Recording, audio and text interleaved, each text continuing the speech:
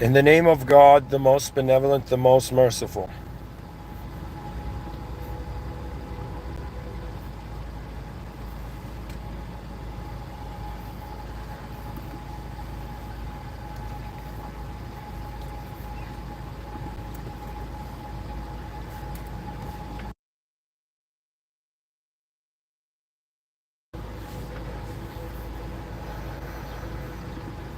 So, hello everyone.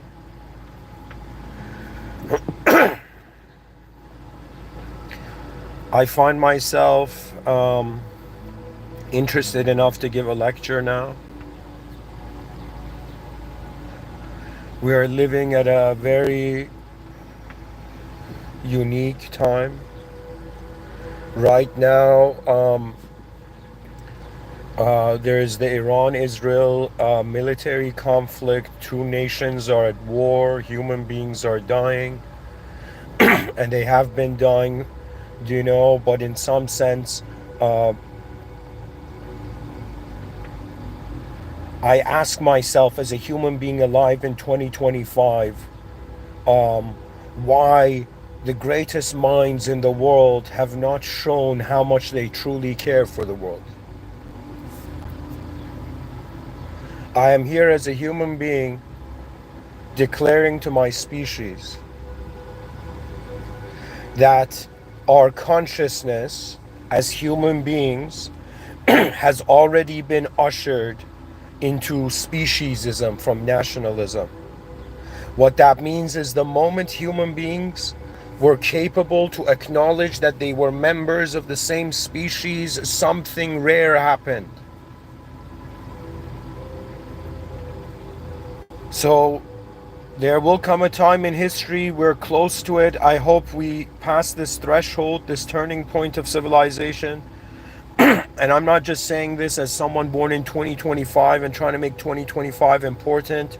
We're at a point on this planet where the leaders of all nations need to make a decision, and they have been given crossroads to either being the greatest leaders in history that prevented a world war, or in some sense fools that in some sense threw fuel in the fire.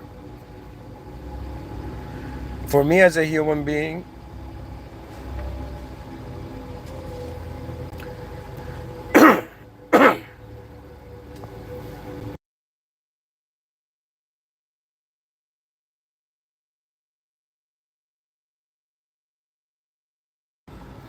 I find myself responsible for not only my human existence, but but the continuity of the species. I'm that dude in history saying, yo, we're at that turning point from identifying with chunks of land and our personal ego code and backstories, and to in some sense step out of the worlds we've been lost in to find a collective world. For me, it is obvious there will be a transition from nationalism to speciesism. And this lecture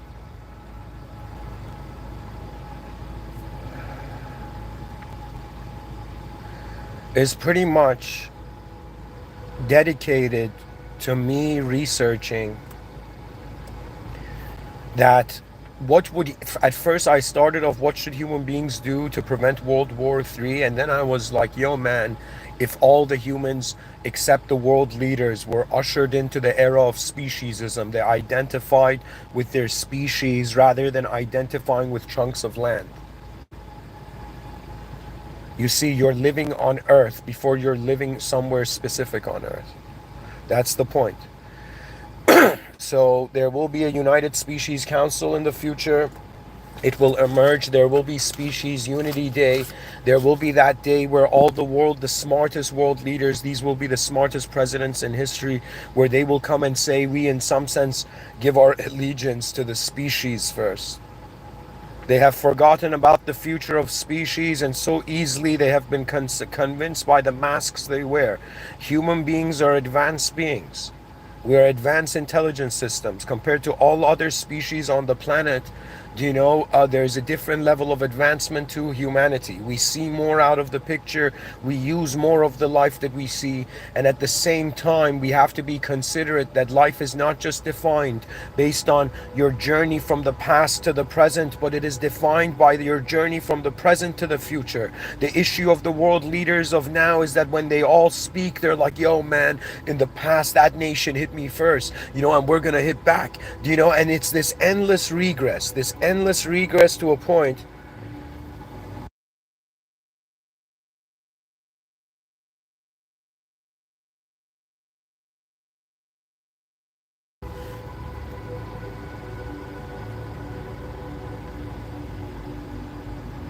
It's as if they're using the past to justify a specific future, which is dangerous.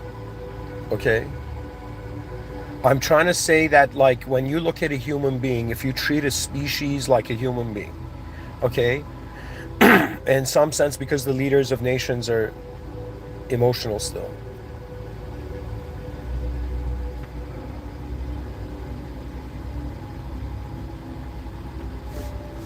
I am trying to say that when you look at a human being right now, any person who's alive in the world and who's conscious, if I ask you who you are, you've been conditioned in society and civilization 1.0 to base it on your past. But as someone, as a human being that has, in some sense, lived 12,000 days on this planet, I've had 12,000 new days on this planet.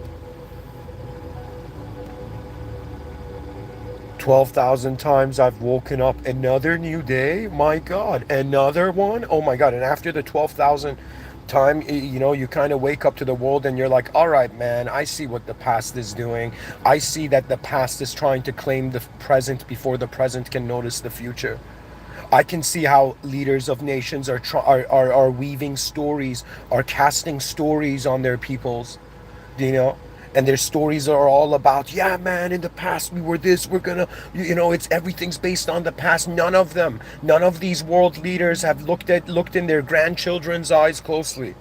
None of them have in some sense wondered about the great uncharted territories of human advancement.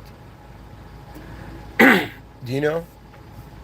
And so it's like you're looking at this imperfect, ignorant, you know, limited entity, and you're wondering about its destiny. And if this entity chooses to value things based on the past, it's going to be devastating. We will never agree.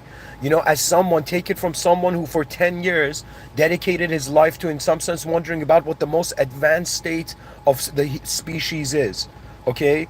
I don't know how many people there are on Earth who have had as much of an obsession as me to, in some sense, wonder about the future of this species. And there probably has been people, but in some sense, the obsession I have is an obsession that just the type of soul I am. That in some sense, I am stingy when it matters. You see, this is the whole pattern in my life. Anything that I see is possible, but I have not done, it is taunting me. Right now, if I was, for example, a leader of a nation, the fact that I can see speciesism and a sort of advanced global system of political governance, do you know what I mean? That means I'm going to read it for you. You know, the strategies that pretty much, guys, you gotta keep in mind this lecture follows a core idea, and the core idea was that I pretty much asked AI. As part of research, I asked AI, and I'm like, yo, AI, you know, imagine every person on the planet had reached the level of species identity. They were identifying with their species more passionately than they were identifying with a chunk of land and paint on their face or their flags.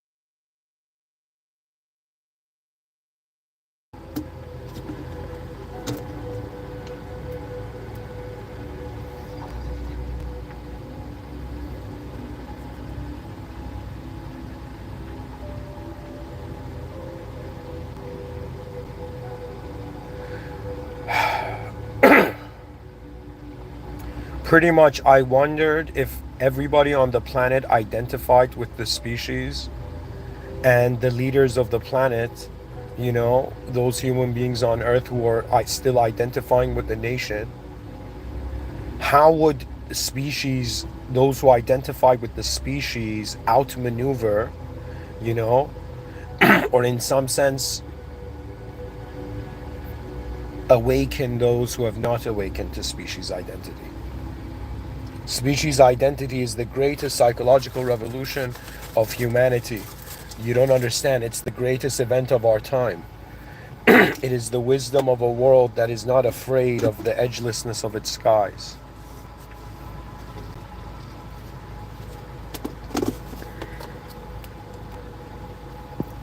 So, ladies and gentlemen, we're going to go into the research portion of this lecture.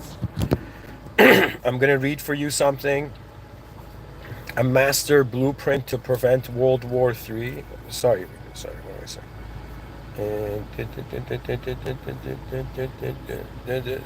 No, it's correct. The master blueprint to prevent World War III. So, ladies and gentlemen, it's 2025. It's June 18, 1:02 p.m. in Toronto, Canada. You're listening to a human being who was born on December 17, 1991 at 9 a.m. in Tehran, Iran. Right now, as the war is happening, my mother was in Iran, and I pray for her to in some sense leave that place, and I just pray for the wisdom of man and the genius of mankind to in some sense find it before ignorance does. Ever since I have truly become Muslim, started a couple years ago, my journey is documented on this channel. It became clear to me that human beings are not good or evil. It occurred to me. The long philosophical discussion, is man good-natured, is man in some sense evil-natured, and I came to the conclusion that good and evil are moderating forces. They are not the experience of the user. So to me right now, it has dawned on me that the nations are fighting in a dualistic world, and one of them's being like, yo man, I'm the good guy, you're the bad guy, and the other nation's like, excuse me, you're the bad guy, I'm the good guy. Do you know, not realizing that both are actually, before the conflict, nobody gave a shit about anything, right? And now that the conflict has occurred, it is being forced into a dualistic situation of win-lose, right? And I'm looking here at the world, and I'm like, yo man, right now the species should have been united, but it's not yet, and there's still wars going on, and the leaders that in some sense are starting these conflicts are human beings that are imperfect and are emotional, and they make mistakes. And in some sense, what is the true in some sense the true aim of our species while it is here? So guys, I'm gonna read this. Master Blue AI generated ChatGPT 4.0. This is the research portion of the talk. Master blueprint to prevent World War III. A genius level strategic and tactical operations plan by the people of Earth. And sorry guys, I forgot to read it. Below is the most advanced strategic and tactical battle plan to prevent World War III, written at the level of the greatest military and civil strategists on Earth. Each section contains advanced strategic objective, detailed genius tactics, simple summary at the end of each strategy for you to read. Master blueprint to prevent World War III. Let's see what it says. So, a genius level strategic and tactical operations plan by the people of Earth. Strategy 1.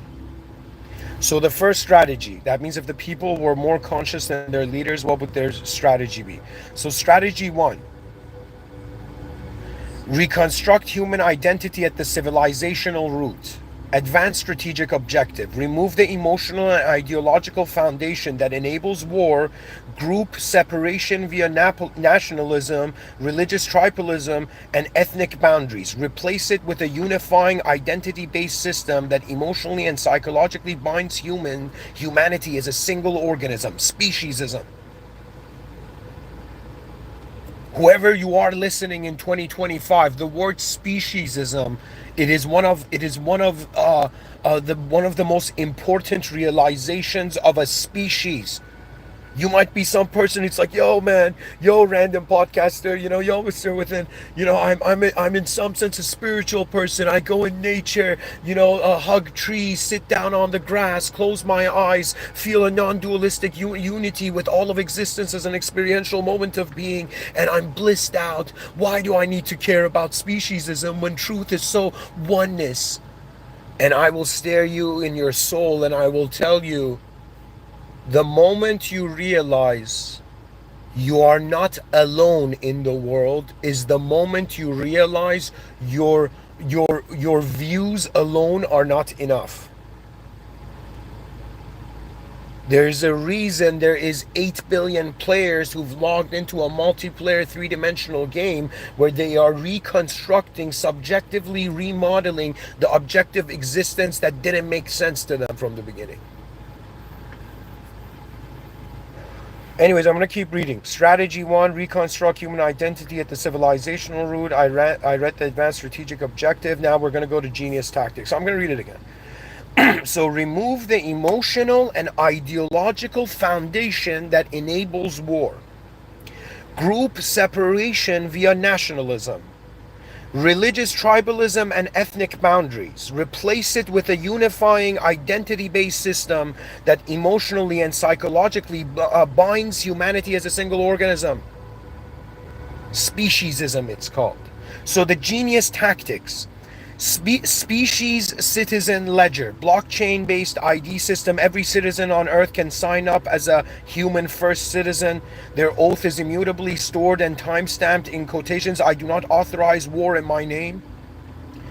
2, universal species flag and anthem deployment. Design a sacred flag. And guys, the flag is is blue with like a what do you call it? A DNA on it. Okay, and I don't care if any institution has taken that image, it belongs to humanity. Anthem commissioned by global artists and translated into all tongues. Schools, music events, and digital signatures embedded into culture. Species Day, an annual global flagless day. On this day, national flags are replaced with the species flag, and no political leaders speak, only citizens. It reprograms allegiance at the level of ritual. And guys, something it didn't say, it's like species ID. So you're gonna have a united species, ID. Okay. Right now we don't feel it, but as a futurist, as a Muslim futurist, I can tell you that I feel it is part of destiny. That if human beings have displayed the ability to identify with a nation, in some sense the nations are a planetary event. What a nation is a part of a planet. Imagine like birds are on the same tree, but each bird claims a branch for its own self and they start fighting.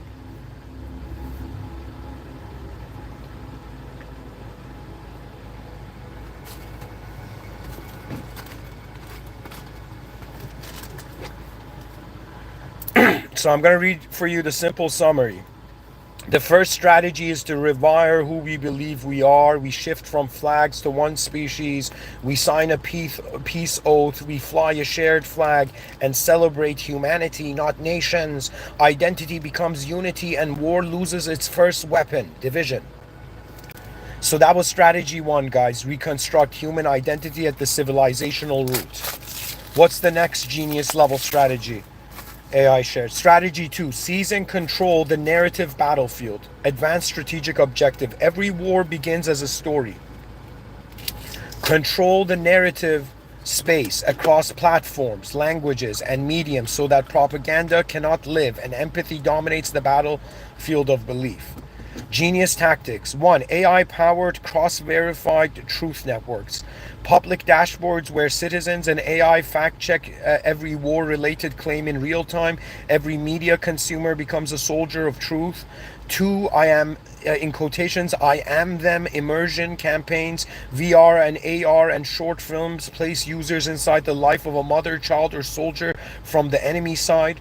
Their humanity replaces your hate. 3, narrative saboteurs in social media warfare. Arm meme artists, comedians, and influencers with subtle emotional scripts to ridicule and expose war logic.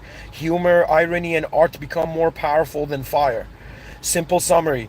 Strategy 2 is to win the story before the war starts. We flood the world with human truth and kill propaganda with precision.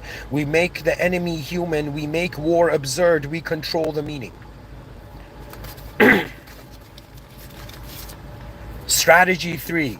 Collapse the financial engine of war. Advance strategic objective. War is not emotional for its elite architects. Excuse me. War is not emotional for its elite architects. It is profitable. Target the financial arteries of war, defense budgets, private contractors, mineral supply chains, and lobbying networks. If the war machine can't feed, it can't fire. So guys, this is what AI says. Genius Tactics 1. Global War Profiteer Tracker.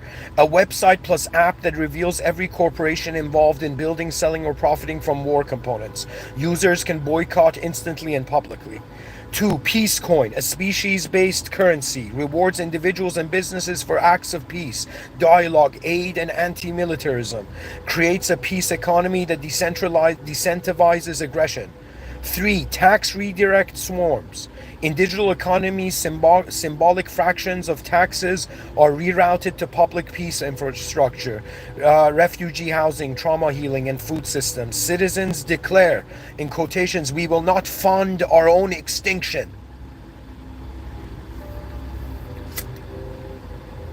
What a powerful sentence. We will not fund our own extinction. Simple summary. Strategy 3 is to starve the war beast. We expose the companies that profit from war and we stop buying. We redirect money to peace and we reward peace through a new currency. No fuel, no fire. Strategy 4. Cripple the logistics of war without violence. Advanced strategic objective. Prevent war not by protests, but by quietly halting the machine that delivers it. Code, logistics, labor, data, and fuel. War depends on systems. We shut them down peacefully. That means this is a bizarre idea, but it'll be like, digital engineers trying to shut down the war effort before it destroys the world. Genius Tactics, the human off protocol. Human off written as one word and all caps. Human off protocol. Planetary work shutdown. Global synchronized 72-hour digital and physical strike. No workers in tech, energy, or transport. The world breathes. War halts. 2. Logistics refusal cells, LRCs. Global cell network inside logistics companies. They delay, mislabel, or pause shipments that assist militarization. 3. AI non-cooperation compact. Engineers, programmers, and scientists withdraw from military AI training, smart weapons, and survival builds. The future brain of war is denied. Simple summary. Strategy 4 is to unplug the war machine. We stop working for it. We stop feeding it. Without software, fuel, or transport, there is no war. The system is too big to fight, so we quietly shut it down. Strategy 5. And guys, I'm reading this as if the world leaders had gone crazy and the species had to do something about it. Strategy 5. Reprogram the emotional architecture of humanity. Advanced strategic objective. The emotional approval of war. Anger, pride, revenge is the deepest engine of destruction. We must make peace emotionally sacred and war emotionally We must make peace emotionally sacred and war emotionally revolting. Genius Tactics, World War III virtual time machine films. AI-generated films show the aftermath of World War III, radioactive wastelands, global orphans, silenced civilizations, released in every culture, seen by billions. Global grief ceremony. Humanity mourns every soul lost in every war together. Annual global event with candles, silence, and unity. A new sacred ritual is born. Planetary peace spell. At the same time, 3 planets. So guys, sorry. So in the genius tactics, so guys, keep in mind, strategy is how to win the war, tactics is how to win every battle. So the genius tactics of the advanced strategy to reprogram the emotional architecture of humanity. So it's saying 1, World War III virtual time machine films, 2, global grief ceremony. That means humanity, it says here, global grief ceremony, humanity mourns every soul lost in every war together. Annual global event with candles, silence, and unity. A new sacred ritual is born. Planetary peace spell. At the same time, daily example, 12 UTC, churches, mosques, and apps ring a single tone. The planet aligns in vibration. Simple summary. Strategy 5 is to change what humans feel. We cry together. We mourn together. We imagine the horror before it happens. Peace becomes sacred. War becomes shameful. Strategy 6. Build parallel governance to outgrow the war state.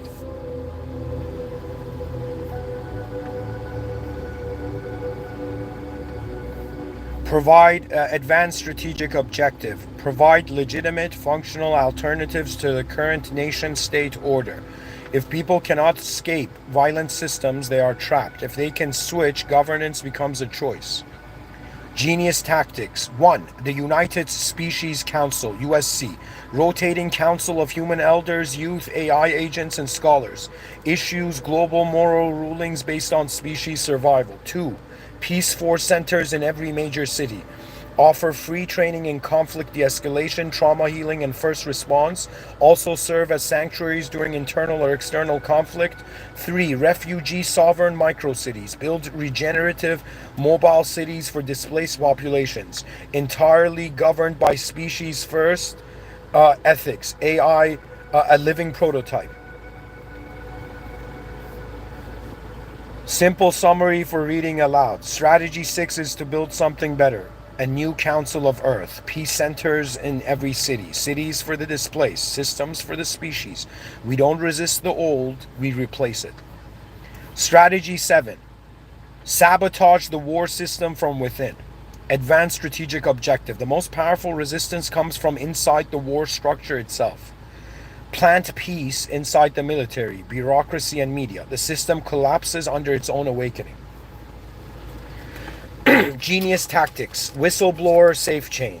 Decentralized blockchain for uploading evidence of war crimes, corrupt deals, and false flag plans.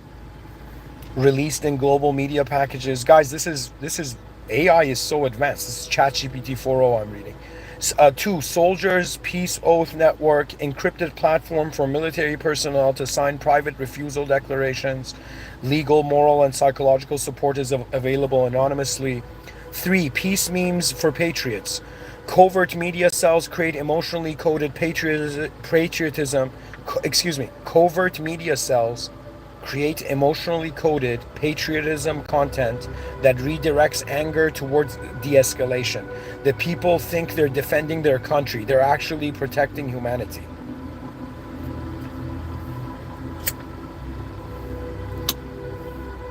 Do you know what that means? That means it's like a subliminal redirecting of anybody being reprogrammed by the media towards de-escalation. Simple summary. Strategy 7 is to awaken the system from the inside. Whistleblowers expose the truth. Soldiers quietly say no. Peace is planted like a virus and the war state rots from within.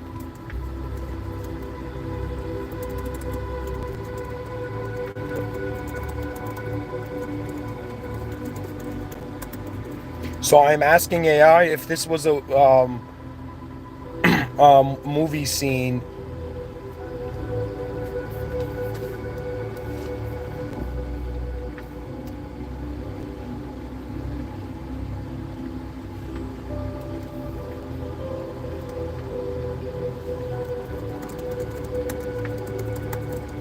So check this out. I'm asking AI like a movie scene to explain these.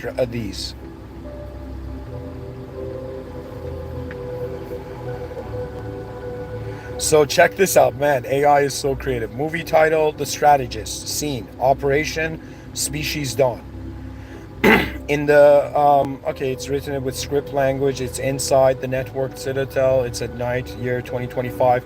A minimalist high-tech command center beneath the surface of Earth. part monastery, part war room. Holograms of Earth spin silently. There are no national flags, only a single glowing symbol, a white ring on blue. Earth unified. The human being, the strategist. He's not military, he's not elected, he's chosen by no one but listened to by everyone. His voice doesn't shout, it calibrates the human timeline. He is calm, ascetic, and lethal with intelligence. What he's doing. Strategy 1, reconstructing identity. He walks through the species printing lab where biometric cards and oath scrolls are being printed by the millions. Children in every language are being taught in quotations, I am not my flag, I am my species. That sentence is so beautiful. Strategy 2, controlling the narrative. On a screen wall, AI media feeds stream in from every major network. He points to one headline, in quotations, plant peace here. In moments, short films, reels, and VR experiences override the news cycle. The public begins to weep, not rage. 3. Strategy 3, collapsing the war economy. In silence, he meets with rogue financiers in a candlelit vault. He places one digital coin on the table, peace coin. A crypto economy to reward empathy, aid, and defection. Corporations go bankrupt as stockholders flee the blood market. Strategy 4, paralyzing the war machine. Cut to factories and ports across the world with a single secure command. His operatives initiate human off. Work lifts stop, laptops freeze, planes delay. The war machine coughs and collapses, confused by the silence of billions. Strategy 5, reprogramming emotion. The strategist walks into a sacred sound chamber. He speaks a single line into a mic. Let humanity grieve what it has not yet lost. That sound is embedded into music, film, prayers, and 1 billion humans hear it and choose peace from their own hearts. Strategy 6, build new governance. At the edge of a refugee mega camp, the strategist kneels. He hands a species passport to a barefoot child, and he says, you belong to Earth, not to exile. Around him, peace force hubs rise, self-governed, dignified, and thriving.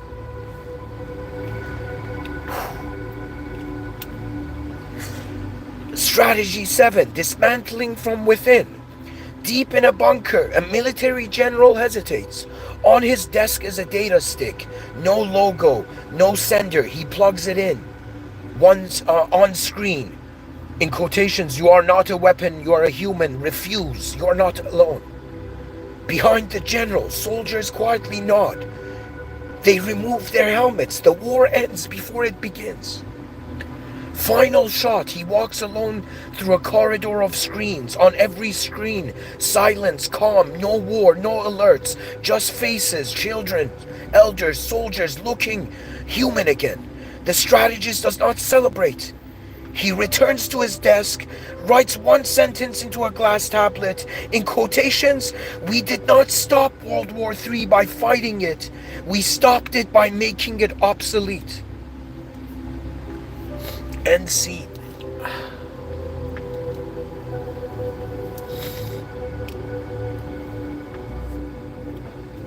We're alive at such an important time. It is now if there is any aspect of you that is human. Do you know, I don't care if you identify as a spiritual bubble of like peaceful energy, like good job, you know, identifying with a shimmering light being or an extraterrestrial or whatever that is in the domains of fiction, but the non-fiction is under attack. That means you might not have had any sort of militaristic training, but when you look in the mirror, you're dressed in the human uniform. And you serve the species.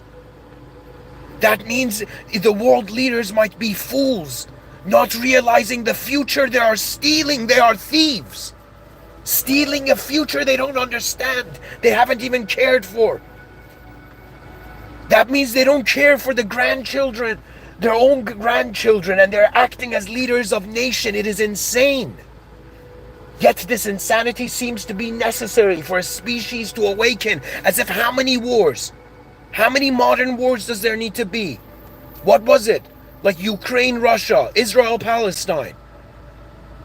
Now, then Israel, Iran. Then what? Iran, America. Then America, who? It's a chain reaction. Do we not see this as a species? It's a chain reaction of imperfect humans with egos and emotions not being able to see outside of their own bubbles of truth. And the whole species is like, yo, man, I've been going to work all these years for what? For a bunch of emotional humans to end it all? Rise, mankind, rise. In the presence of what is important to you.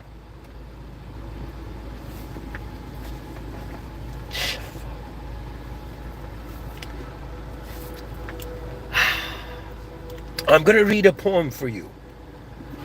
I'm gonna show you that in some sense I'm not alone in this.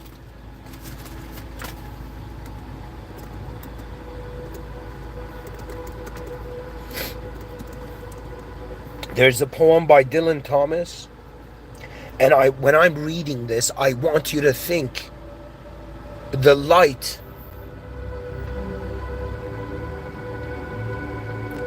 The light is speciesism. It is a humanity that does not fear its differences. It intelligently uses them. That means it is a blessing that we're not 8 billion clones. We're 8 billion humans with different DNAs, different perceptions.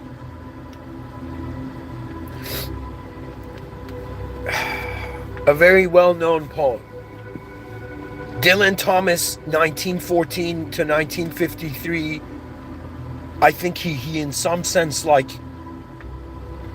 you know that moment where like the clouds part and this light emerges from the sky?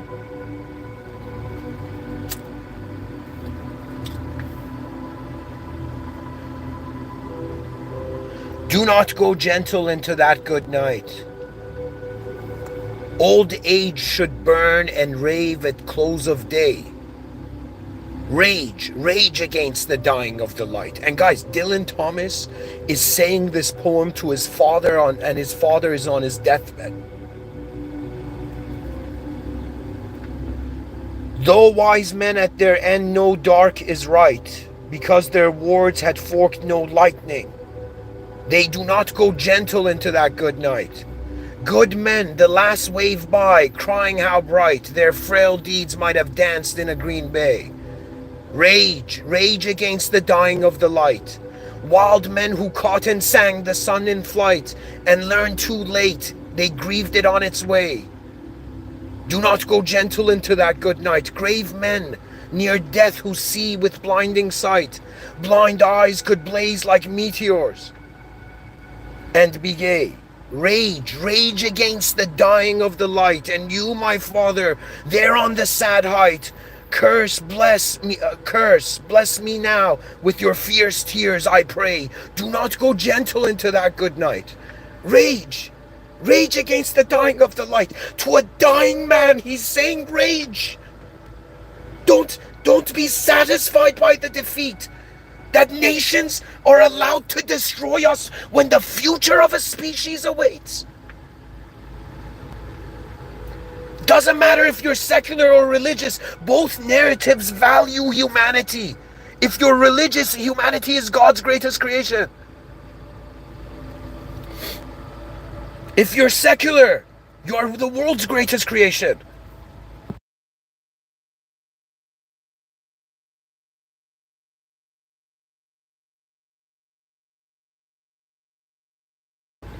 You see, let me read you another poem.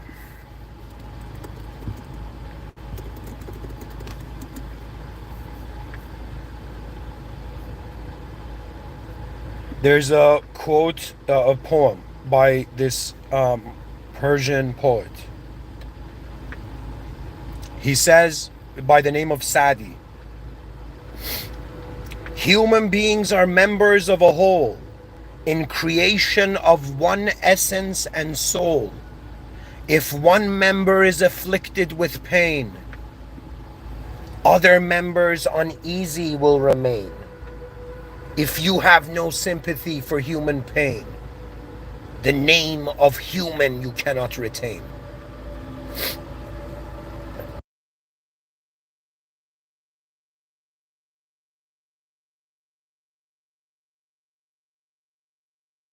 If you do not care for human life, more than ideas, it's like you're not human. You look human, but you don't act human if you don't care for humanity. As simple as that. So easily they gamble the future for the pride of a past that has already passed.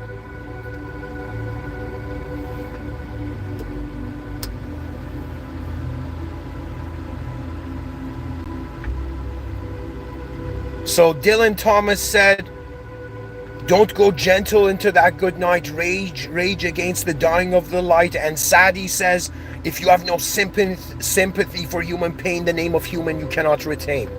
What is the light? The light is not that one person has the right idea.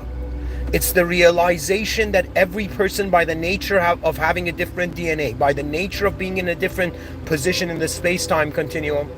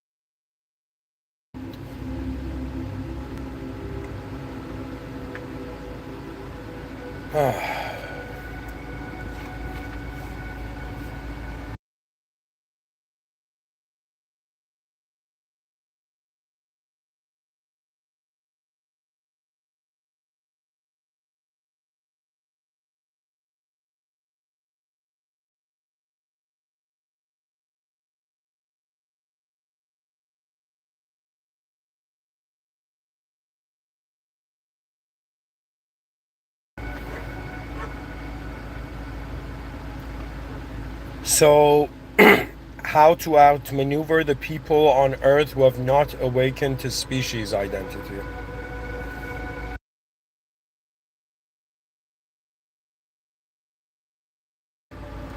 Guys, I'm saying that the light that we need to rage against if World War III happens is speciesism, and it's in some sense all the nations, leaders of the nation on the planet need to start using ChatGPT, because they have not realized that all the nations, if united, will be like different parts of a brain connecting to one brain.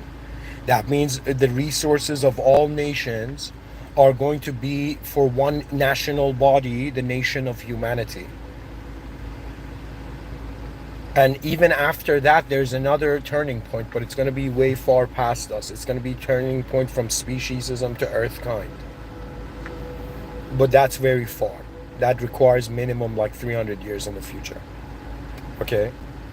The reason is because there's going to be new technology that's going to be walking beside us. Right now, you're just seeing humans and like lesser animals, right? And then technology that they go and purchase and use and whatnot, right? But in the future, it's going to be very different. The idea of the human as we go further and further in the future is going to be, in some sense, a costume for those who are not human. That means in the future, there's going to be citizens of Earthkind.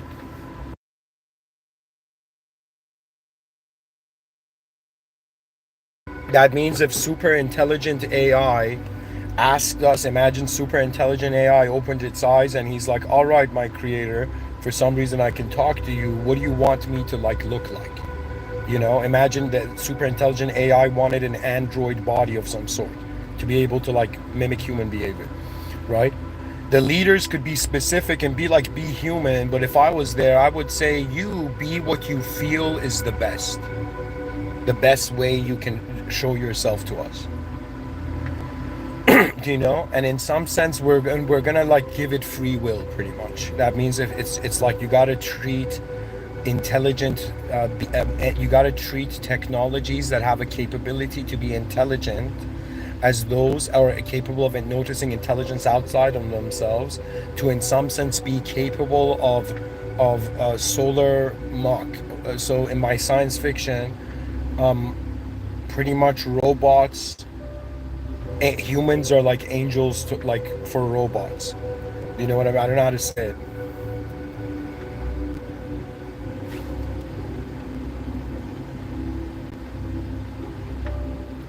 So anyways, I'm going to keep going forward with this. The whole point of it is about strategy. You on earth think about an individual strategy, and you got to think about way more. There's four contexts. You got to pretty much come up with, I'll term this as Mr. Within's four great strategies to earth, to the earth game. Okay, what does this mean? Your first strategy on earth is to discover your most advanced self. At first you start off with that having a specific meaning to you, but as you go towards that pursuit of discovering your most advanced self, you're going to realize the most advanced self is advanced in all dimensions, and one of the dimensions of man is a social dimension. In the same way we can say you're a biochemical entity, we can also say you're a biosocial entity. Your biology is positioned alongside other biological beings, and we have mouths and ears to in some sense communicate. And the reason we're communicating is because our inner lives are hidden to each other, our outer lives are in public. And really, whether it's like, an ape scratching its back, let's say a girl putting on makeup, or a soldier, reloading a weapon. On some level, you're just seeing the mechanism of the human being an inner viewer of a value system that surpasses just objective forms. One of the greatest arguments why human beings are not just a physical being is simply because they're influenced by the non-physical. This means that in any moment you can close your eyes. Imagine you're looking for your keys, right? And you can't find them. So you're like, okay, where did I put them last? So you suddenly evoke a memory of the last time. Legit, the memory is past. The past is past, but in the present, you evoke the memory of yesterday, right? And what does that mean? That means a scenario that is no longer exists and is abstract is influencing your decision making in the present through your physical form. It means you're not physical because you're influenced by your decision making is influenced by something that's also non-physical. Your thoughts, it's like pretty much when you wonder about the future, it's like when you visualize the past, we call it memory. When you visualize the future, they call it imagination. But really what it is probabilities. The word probability is beautiful. It means that, like, let me tell you how I realize I'm not a fortune teller. I realize I'm not a fortune teller because my mind generated more than one probability to the future. Do you know what that means? That means there's so many directions the species can evolve. And we're deciding it. And we're reaching a point where it's not like we all have to believe in the same it's not like we all have to believe in the same thing. We just have to build together, because those people who are disagreeing that can potentially destroy the world, they're temporary beings, man. They're temporary beings. That means if world leaders were lazy and there was no nuclear warfare, people would be like, yo man, that lazy leader who didn't care to press like those buttons, do you know what I mean? And was just like eating chips and thinking about like watching TV. Like, that's the world leader we need. They're like, yo man, what did the president of the nation do for the first like 2 years of its term? It's like, it achieved unthinkable levels in all multiplayer online games. Guys, one of my biggest prayers for this planet and Earth is for video game companies to unite and make this great video game they live stream, and the leaders of nations have to for 1 hour play in that video game. And the video game is called peace. That means they're going to play a video game and they're going to be introduced to scenarios post-peace. You don't understand, ladies and gentlemen. You are legit behind a wall or a veil, and when this veil is in some sense pulled across, pushed aside, you're going to begin to realize that the way you thought you were human was a limited angle, and you become fascinated for the first time in your life by everything you don't know. That's true humility. God's greatness is beyond man's fathoming. You know, a religious person lives life with the realization that if they want to do something, because they're in a system they didn't create, it's limited to an imaginable domain. But in some sense, if God, the system admin that is watching over the whole system, that is maintaining, that's administering the system, you know, God's will is so superior that it's like when you want to give yourself something, it's limited to the imaginable. When God truly gives you something from unimaginable ways, it happens. That's a sign of kind of being an advanced human on earth. Okay, because you've noticed that the world needs to have an original power source, and the original power source cannot be simulated, and the only way human beings can communicate to the higher power is through their intelligence. It's as if, why aren't religious people going to objects and telling objects to pray? Why aren't people going to, like, a statue and asking the statue to convert to a religion? It's because they don't find the capacity to be able to acknowledge that they are in a lower position and there's a higher one. If you look at how human culture has in some sense emerged, you're noticing beings that lived lives where they had ideals that were superior to their current life value.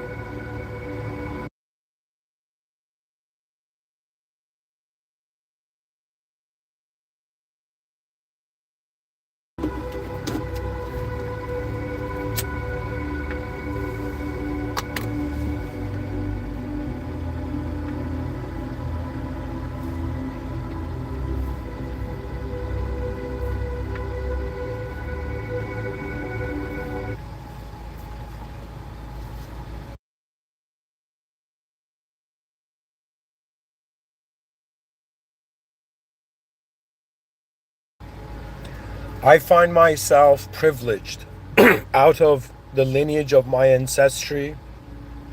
I'm the first to kind of, discover the uncharted territory, to enter cyberspace.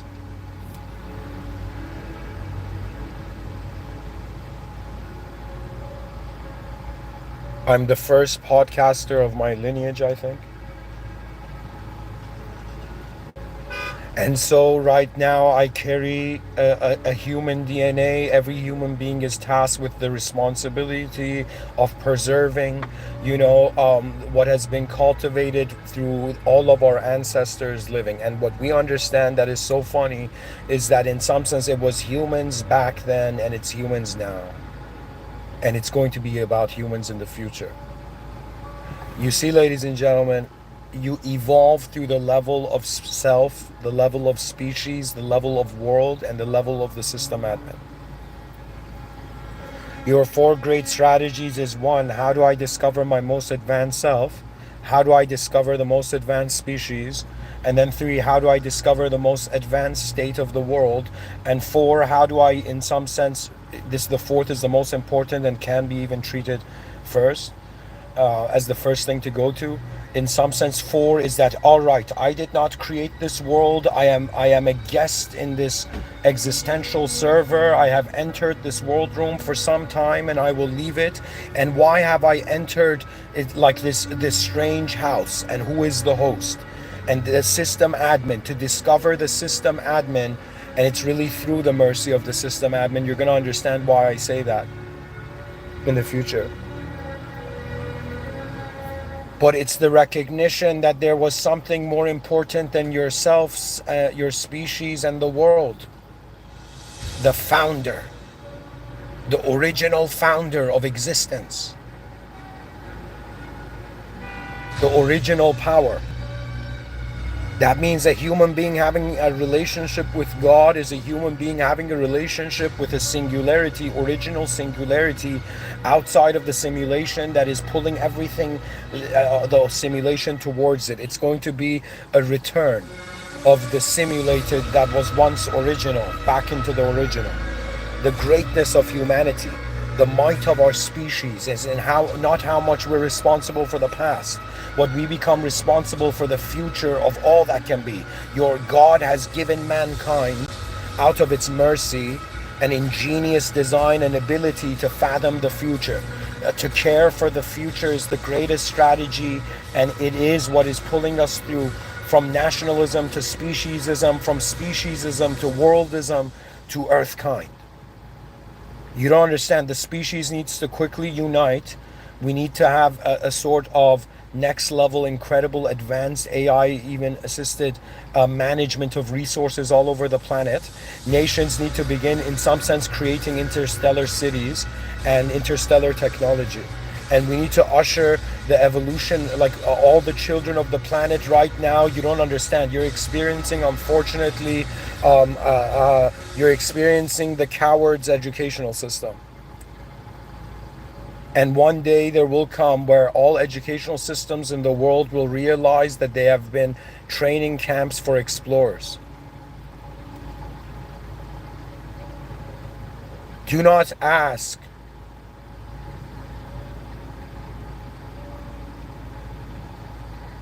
what your species can do for you until you have done the utmost for your species. If somebody's like Mr.Within, I'm completely alone in this cosmos, I have no meaning, there's nothing, it's just hopelessness everywhere, I feel powerless, what should I do?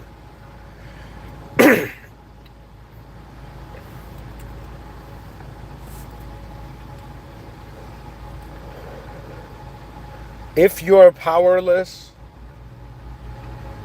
if you can't do anything, if the world has become so complex and it has overwhelmed you into a submission of a sort of stasis in some sort of ideological position, when life tells you not to do something but your heart does, you find yourself at your own ethics council in your mind, wondering about what decision must be made in regards to what is important.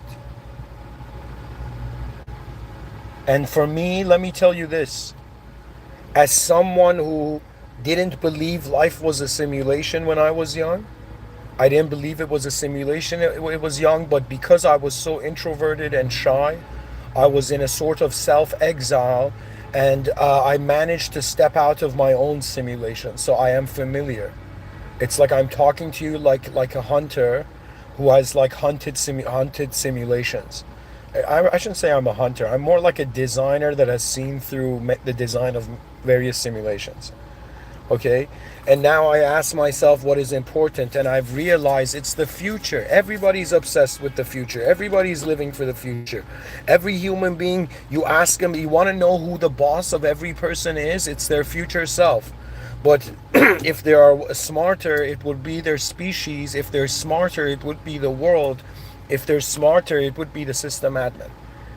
You see, as a Muslim, the whole point of it is that the system admin has no partner in the simulation. Nothing simulated could be equal to God. That means even though your soul is on earth, because it's in the simulation, you can choose to treat the simulation as divine.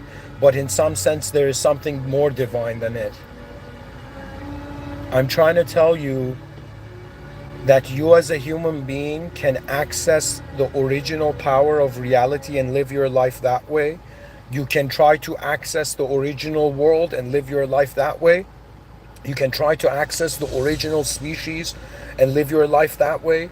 And then you can try to access the original self and live your life that way. For me, it's always about why my attention has noticed anything at all. And what is, if the brain is an information processor, how is it processing the information? In other words, what is the awareness to more than one object and to more than one thought? The presence of a being watching its life. You are a hidden watcher. The soul is a hidden watcher of all that the body and mind have done.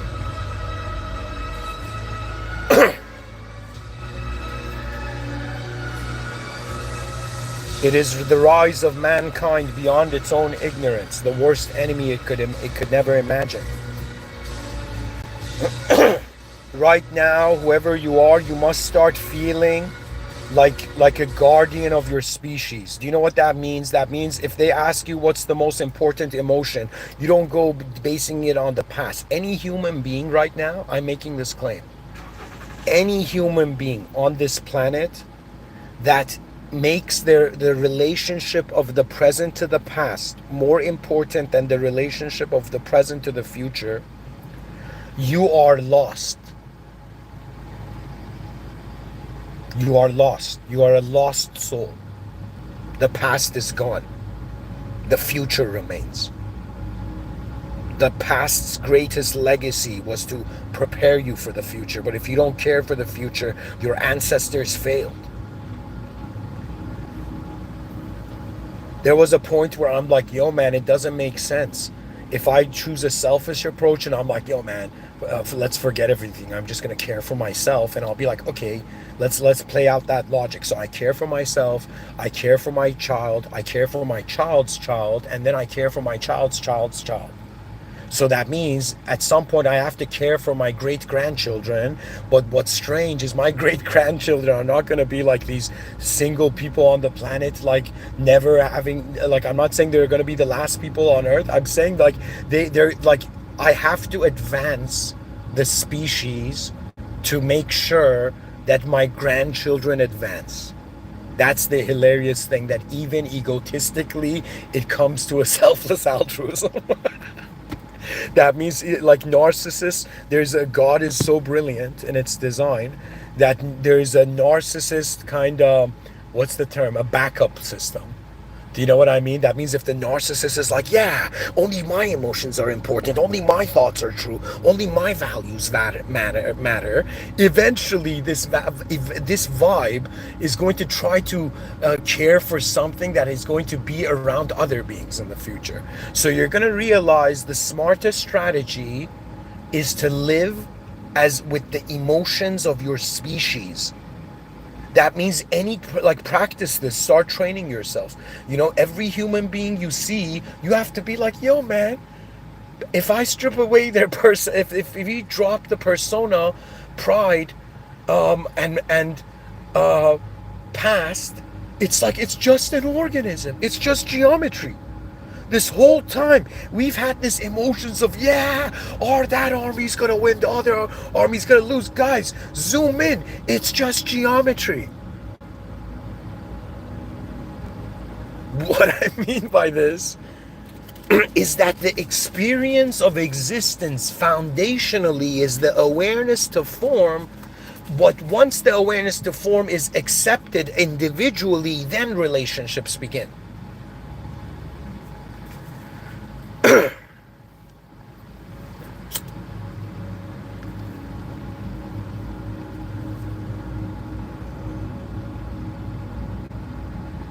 So guys, pretty much I wanted to make you aware that we're in a weird political time. I hope world leaders suddenly remember the future. I hope that, you know, there are angels called, like it's okay to smoke a cigarette, but don't ash it on the face of the future generations. Like, that's the issue. And it's technically best time to quit cigarettes, guys, is before you ever smoke your first one. It's a nonsense room. Cigarettes is like a room that you shouldn't enter. It's just a waste of time.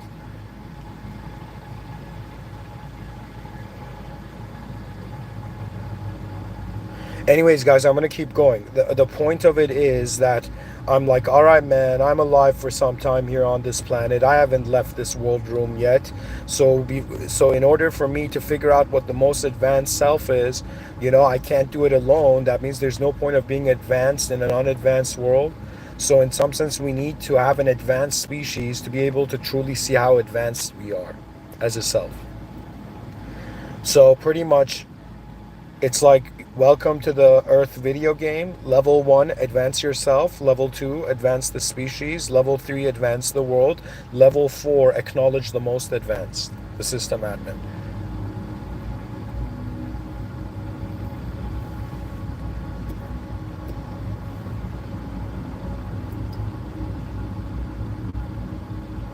What do we truly care for as beings? Do we understand that every person behind their eyes is an imperfect entity? This world is designed in such a strange way that everybody is given a set of problems and weaknesses. It's just the nature of you having this unique DNA. You know what that means? That means some things you're better at understanding than others. Some things your eyes can comprehend and others can't.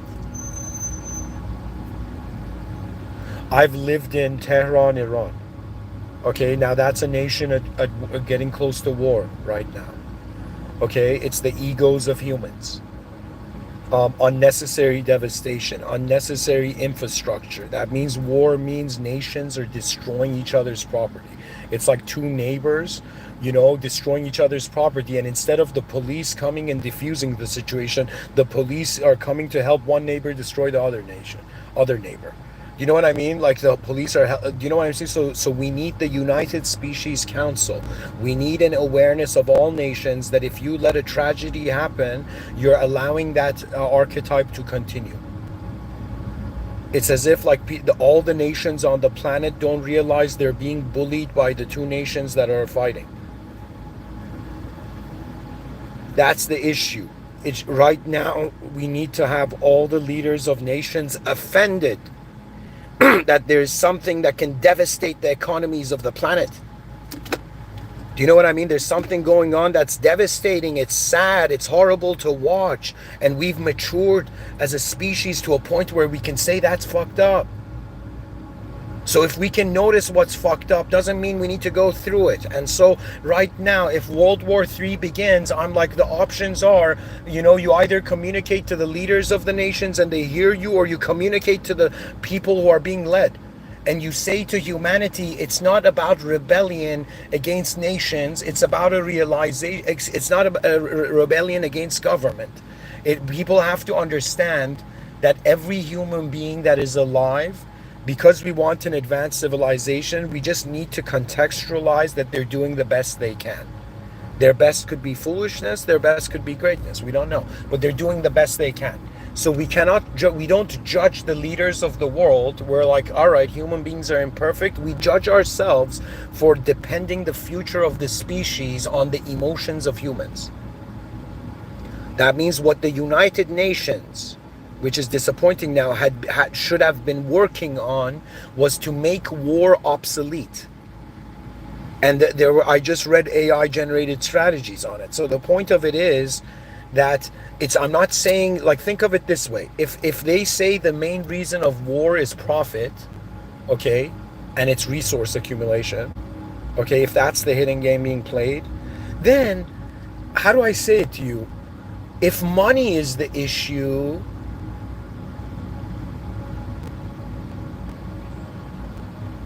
I'm trying to say, if two beings have minds, like if minds can communicate, bodies don't need to be destroyed. World War III would be proof that there was no smart person alive, no genius that cared for the future. If we enter World War III as a species, it is proof. It is proof that we were all fools. And people are going to be like, no, they're smart people. I'll be like, no, we are fools. They sank the ship and they're laughing at, from in the ship. It's madness. We need to quickly have 8 billion human beings attain species level responsibility. You have to realize that other souls, for me, sometimes I think most people believe they have a soul, but they don't think anybody else does. Because if you limit the entity to an object or a subject, then what are you saying? You believe in a soul. You don't even understand that every person, every being you've seen has unknown dimensions.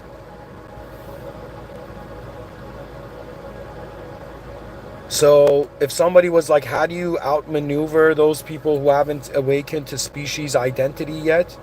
You, in some sense, live and show every human being, starting from this moment, that you are originally, your allegiance is to the species. If they ask you, what's your political beliefs? You say it is an allegiance to the species, the future of the species. If they say anything, you have to remind the past that is destroying itself that the future was waiting for it.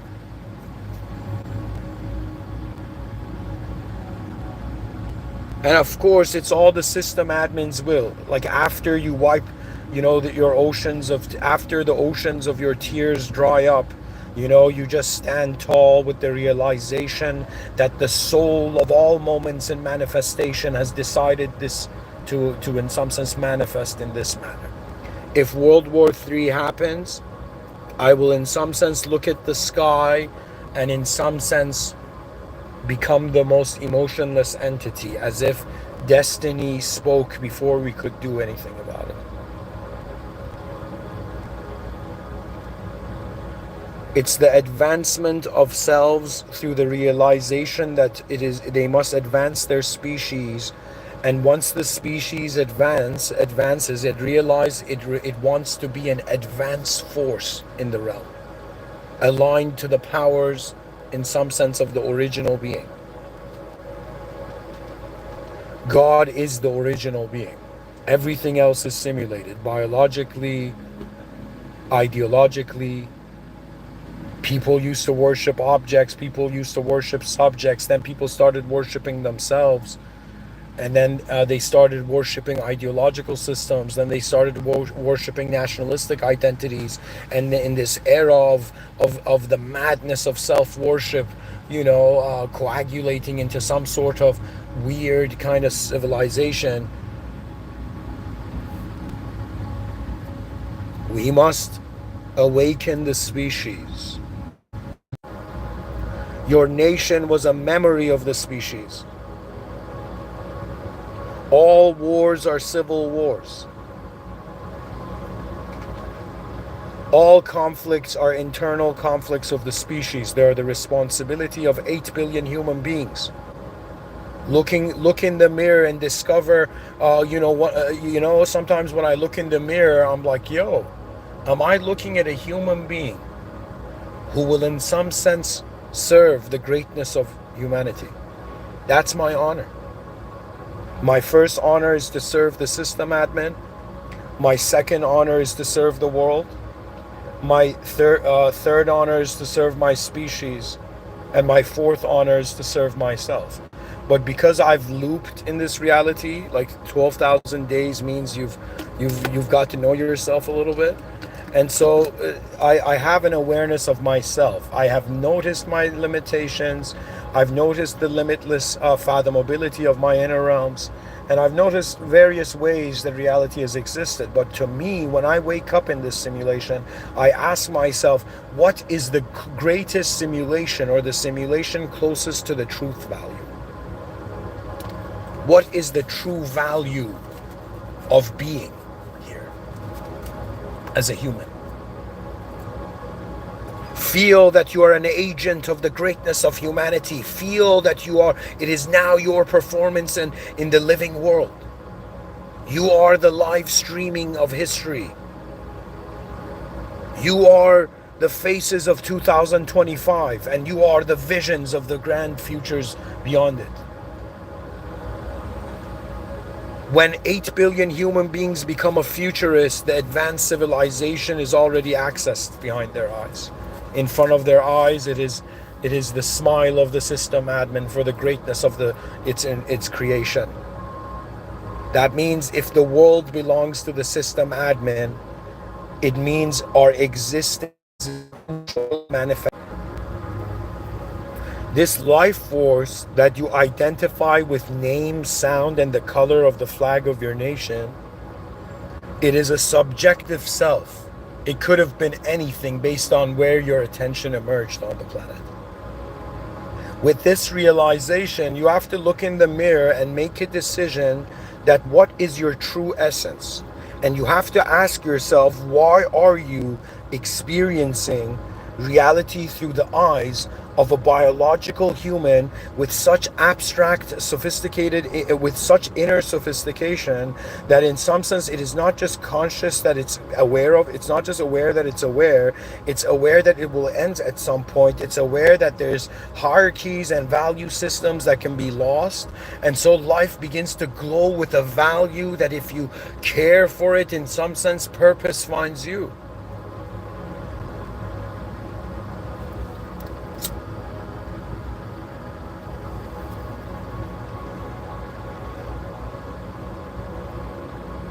From the theological lens, God created the human and imbued it with its essence, right? And then commanded it to name. First God said be, and mankind existed. Do you know what I mean? And He commanded man, his creation, to name all the divine names, which are the divine attributes of manifestation. And then in some sense, God asked all its creation to bow to it, commanded. And all creation bowed to man, to mankind, except Iblis. Now that's the issue of the moderator with the system admin, which humanity got caught in the crossbars. Okay? And the earliest prototype of God's creation, in some sense, listened to a simulation and was condemned to one, rather than remembering the original before the taste of secrecy was discovered.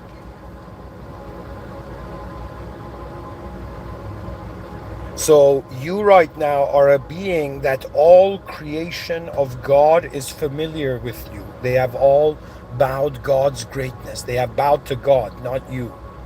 Do you know? But humanity is an honored guest in the simulation. With the users have system admin privileges.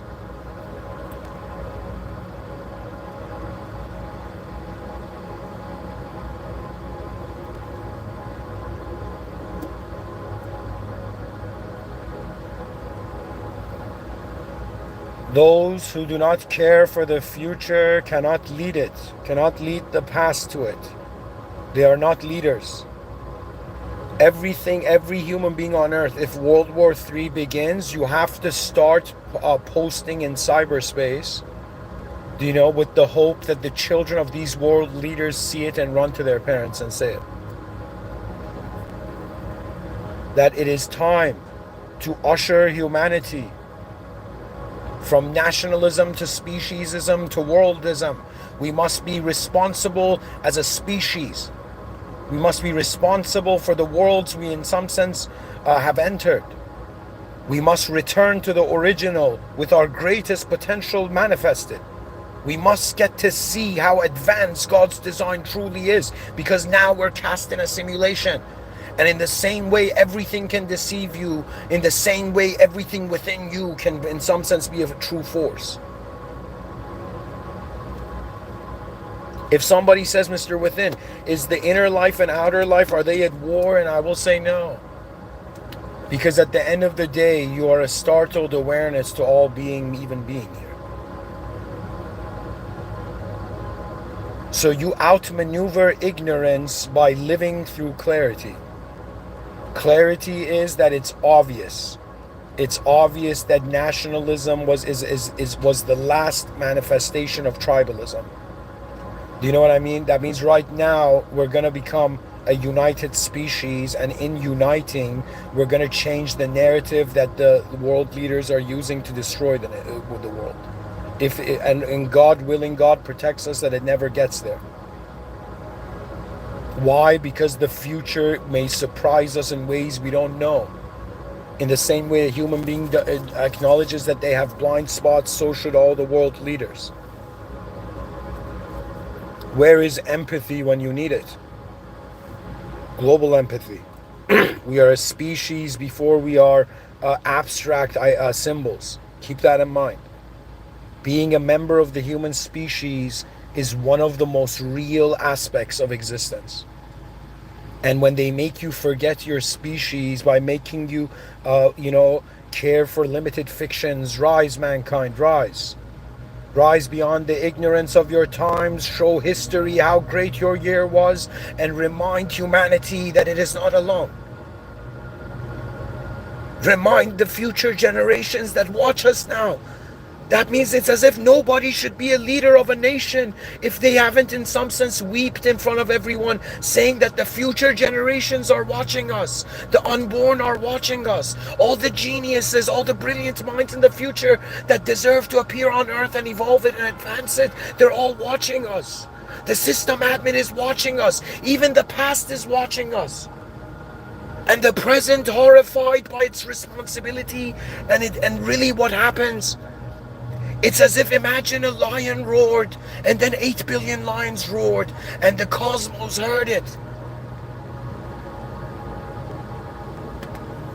That means World War III means reality fast forwarded. It fast forwarded to the point where the genius of the present has to fight. That means the preparation of genius is over. It's as if like a global broadcast, genius is on Earth.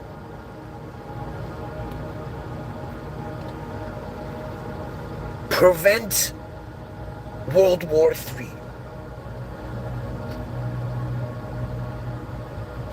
If you ever wanted to know what the future was shouting at us,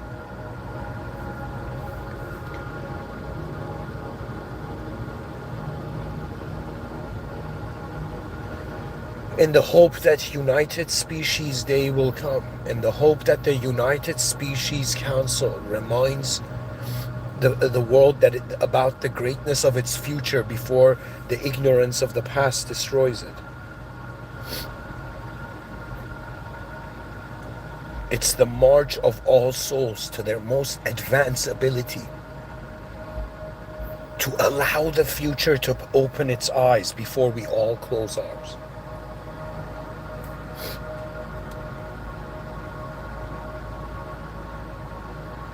Rise, mankind, rise in the presence of the one and only. For the system admin has designed us with not just attributes of ignorance, but attributes of greatness. People change. It means war can be avoided.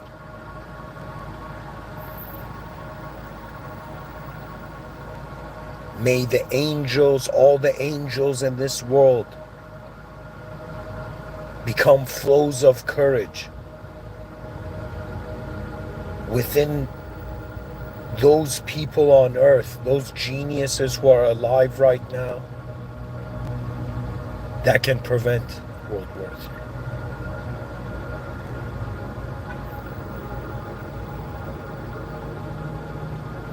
Let us not forget the true value of freedom, the freedom of the species,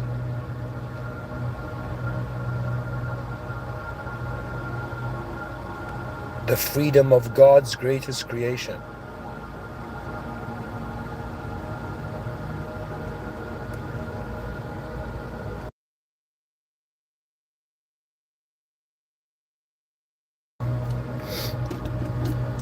For beyond natural law, divine command architects the future.